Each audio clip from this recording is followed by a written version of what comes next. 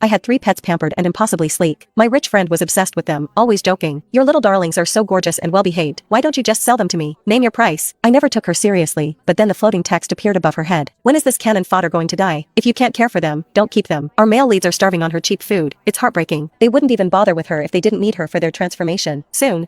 The cannon fodder has a brain tumor and no money for treatment. She's going to die any minute now. Once she's gone, the 3 male leads can go home with the female lead and start their happily ever after. Right before she dies, the cannon fodder will beg the female lead to take them. Little does she know, the male leads are intentionally letting her die. They've been waiting for this day. Looking at the 3 creatures, the ones currently purring and charming my friend, a cold rage settled in my stomach. You know what? I will. I heard myself say, the words tight and sharp. 10,000 apiece. Take your pick. The living room went silent. The smile froze on my friend Zara's face. The calico cat, Apollo, the one who was the master of affection, stopped rubbing his cheek against her chin. The small, black snake, Styx, unwrapped from her neck and raised its head. Even Gizmo, the pokey little hedgehog on the adjacent sofa, stopped grooming his paws. All their eyes were suddenly fixed on me. The bullet screen above my head erupted like a lake hit by a boulder. What did I just hear? 10,000 apiece? How dare this dead cannon fodder set such a price? Holy crap, the wicked cannon fodder reveals her true colors. Just a second ago she was acting like a doting owner. She must be desperate for cash. Is she trying to swindle our sweet female lead? I knew it. She only kept pets to curry favor with Zara. What a manipulative BTCH.